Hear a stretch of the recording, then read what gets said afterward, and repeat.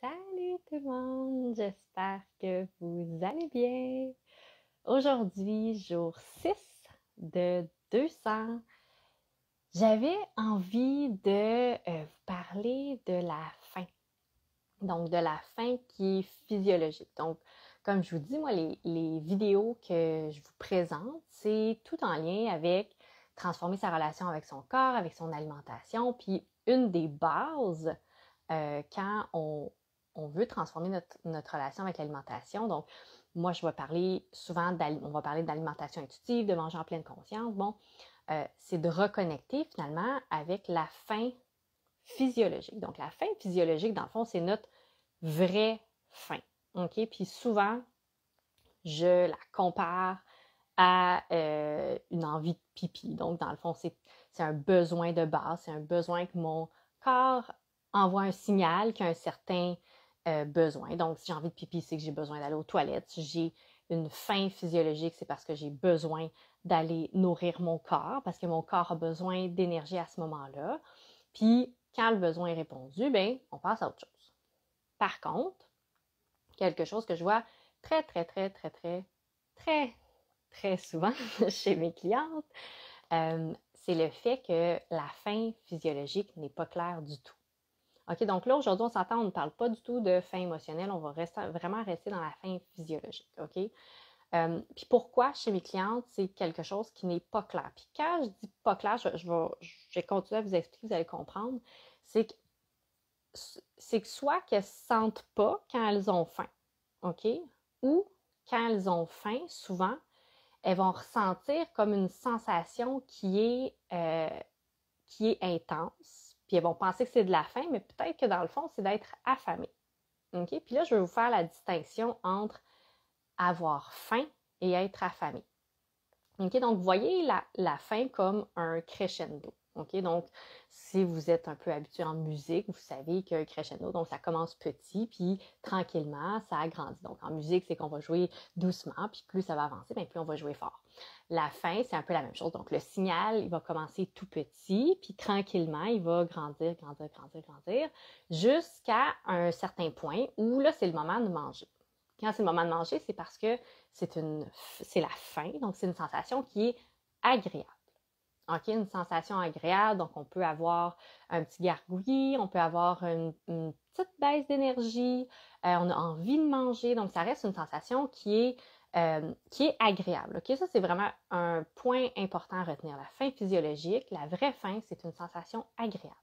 Puis si on ne l'entend pas, donc consciemment ou inconsciemment, donc consciemment, donc je fais le choix de je sens la faim mais je n'y vais pas, par exemple, ou inconsciemment, je ne la sens pas, donc je ne vais pas manger, bien, elle va continuer de grandir. OK? Donc, elle va continuer elle va devenir donc de plus en plus intense jusqu'à temps qu'on va être affamé. OK? Puis affamé, quand on est rendu à ce stade-là, on est vraiment à un stade où c'est désagréable. OK, donc on peut être rendu à un point où on a on a mal au ventre, on peut avoir un point où est-ce qu'on a un petit tremblement, on peut avoir mal à la tête, on peut devenir un peu, comme on dirait si bien, grumpy, irritable. Donc, il y a différentes sensations. Évidemment, je vous donne des exemples pour vous, ça peut être évidemment différent. Mais quand on est rendu là, ça veut dire qu'on est rendu trop loin. OK? Mais comme je vous dis, j'ai certaines clientes pour qui dans la réalité, elles sont affamées, mais pour elles ressentent ça comme si elles avaient faim. OK? Puis la distinction est importante parce que on veut répondre à notre besoin de manger quand on a une sensation généralement qui est agréable. OK?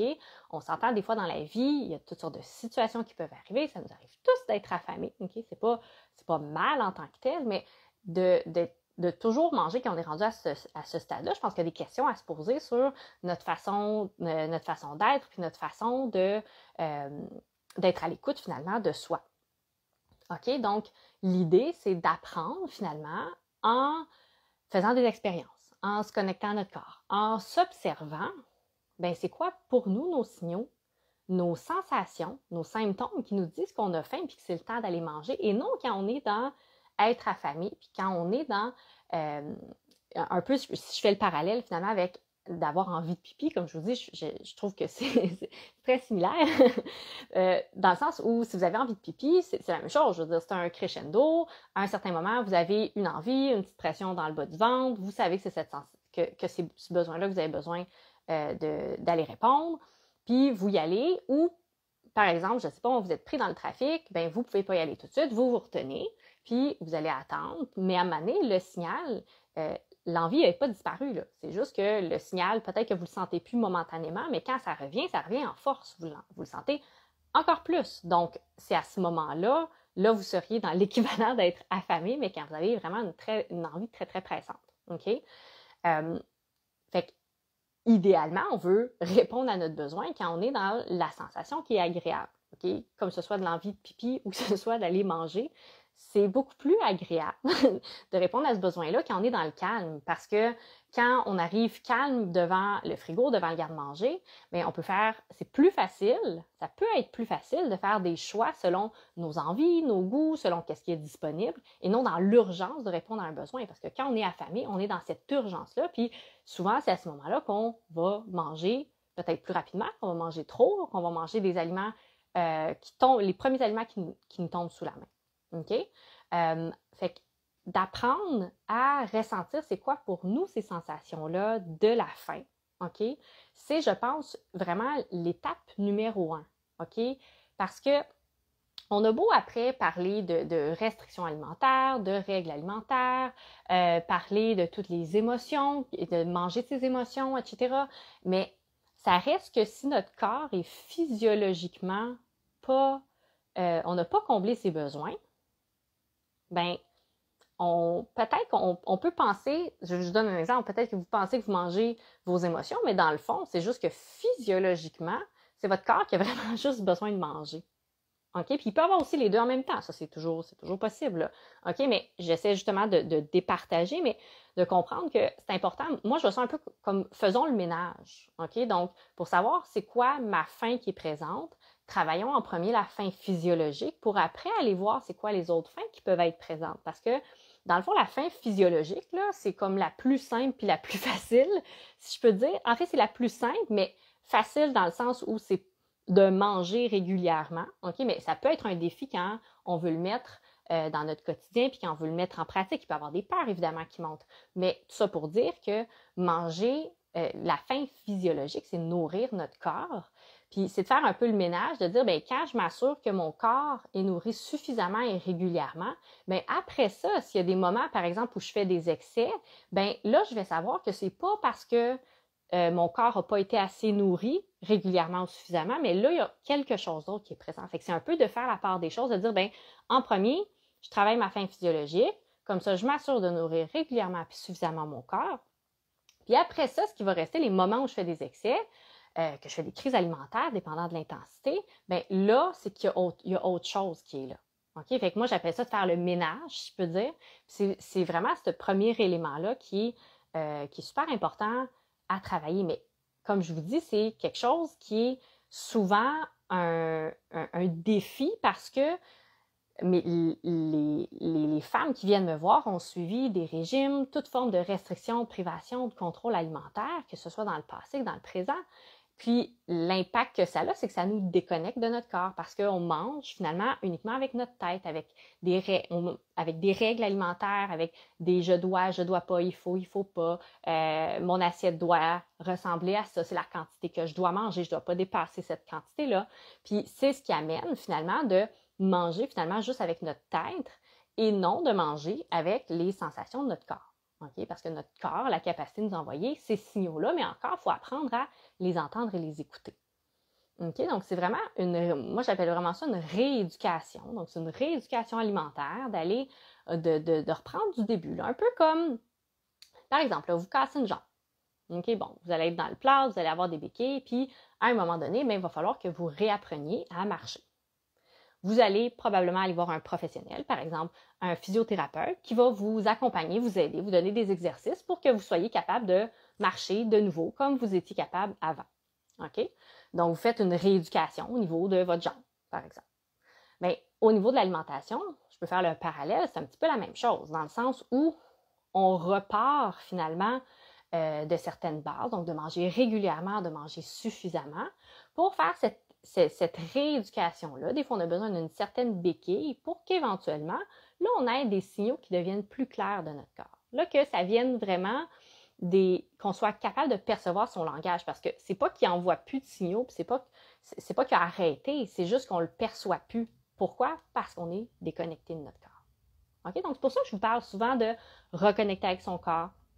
Puis quand on reconnecte avec son corps, bien, on reconnecte avec notre faim, avec notre satiété, avec nos émotions, parce que dans le fond, c'est tout là que ça se passe. Okay? Mais évidemment, ça reste que c'est un chemin, ça reste que c'est un processus. Okay?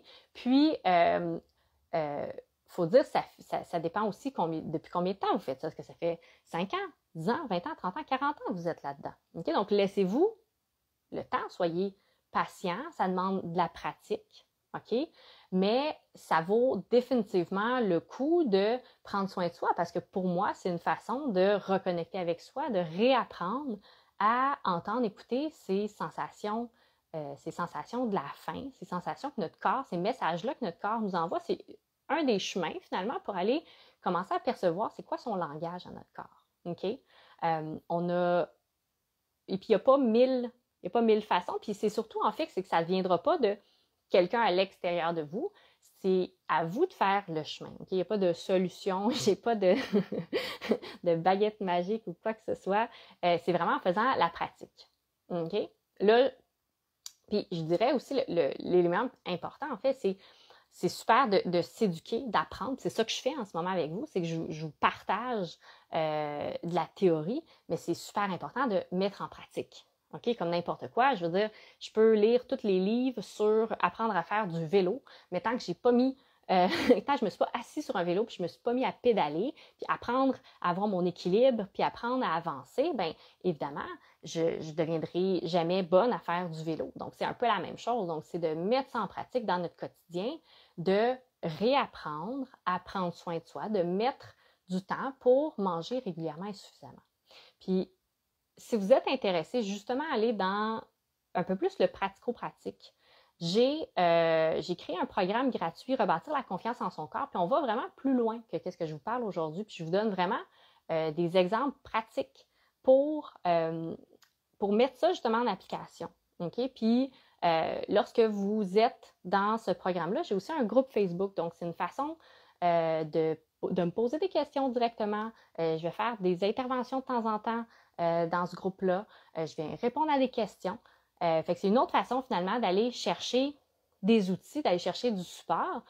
Fait que je vais vous mettre le lien après ça en commentaire. C'est un sujet qui, pour vous, peut-être c'est un défi. Parce que comme je vous dis, vraiment, là, 97% de mes clientes, là, c'est un défi. C'est avec ça qu'on commence justement de réapprendre c'est quoi la faim physiologique, c'est quoi la distinction pour elle, parce qu'évidemment, chacun est différent, entre une faim agréable et une faim qui est désagréable, donc on est rendu à être affamé. Okay? Donc, ça, c'est vraiment un premier pas, puis un premier pas qui est très important. Puis après, là, on peut plus facilement aller débroussailler les autres types de faim, puis qu'est-ce qui fait qu'on mange, puis les autres raisons, finalement, qu'on peut faire des excès alimentaires. Fait que c'est ce que j'avais envie de vous partager aujourd'hui. Donc, si vous avez aimé, je vous invite à partager cette vidéo, commenter si vous avez des questions, quoi que ce soit. Sinon, on se retrouve demain. Bonne soirée!